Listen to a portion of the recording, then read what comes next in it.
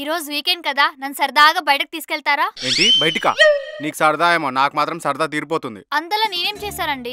Ice cream అంటావు, అంతటితో ఆగుతావా? లేదు. దాని తర్వాత సినిమాకి అంటావు, అంతటితో ఆగుతా? లేదు. దాని తర్వాత లంచ్ అంటావు, దాని తర్వాత షాపింగ్ అంటావు.